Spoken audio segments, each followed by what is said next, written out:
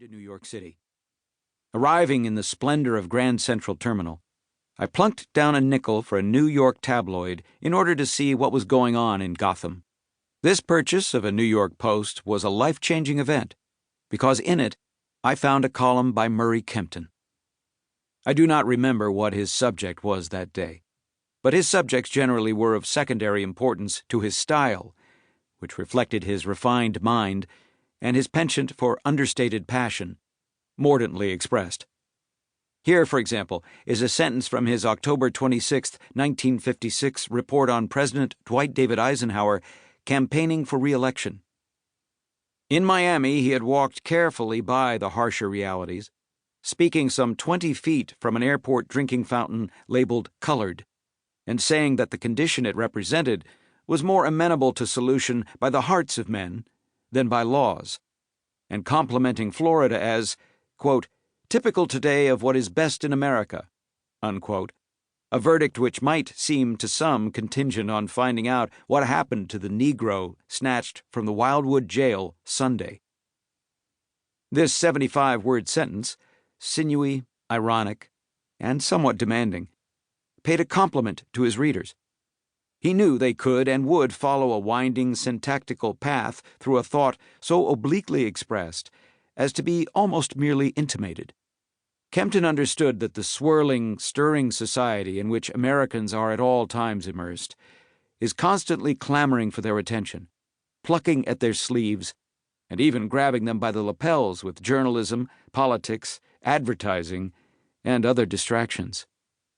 Furthermore, Kempton knew that reading newspaper columns is an optional activity, so a writer must make the most of his ration of words, in Kempton's case, often fewer than 700 of them. Reading a columnist's commentary on political and cultural subjects is an acquired taste, and a minority taste. It will only be acquired if it is pleasant, even fun. However, the fact that most Americans do not read newspapers, let alone the commentary columns, is actually emancipating for columnists. The kind of people who seek out written arguments are apt to bring to the written word a fund of information and opinions. Having a self-selected audience of intellectually upscale readers allows the columnist to assume that his or her readers have a reservoir of knowledge about the world. So he can be brief. Most of the writings in this book are approximately 750 words long, without being superficial. Today, America has a much more clamorous media environment than Kempton knew.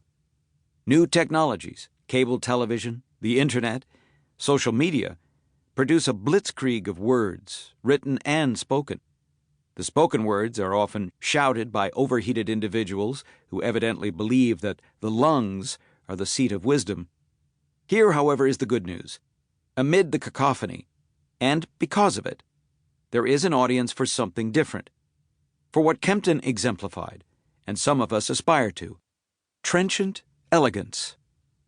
My path from the Grand Central Terminal epiphany to a life practicing the columnist's craft was circuitous. After college, I studied for 2 years at Oxford. As I prepared to leave that magical place of dreaming spires, I was undecided about my preferred career path: law or teaching political philosophy. My father was a professor of philosophy, specializing in the philosophy of science.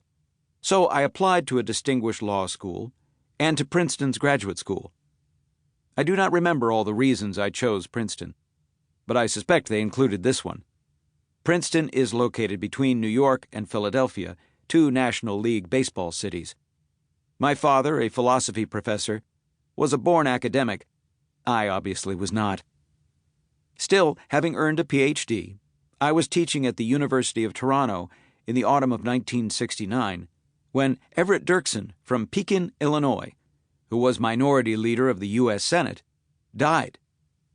Pekin, which is about 80 miles from my hometown of Champaign, was a sister city of Peking, China, as Beijing was then known. The sports team at Pekin High School, from which Dirksen graduated, were called the Chinks. Times change, and aren't we glad? Senate Republicans shuffled their leadership, and someone of whom I knew nothing, Colorado's Gordon Allott, was elected chairman of the Republican Policy Committee. He decided he wanted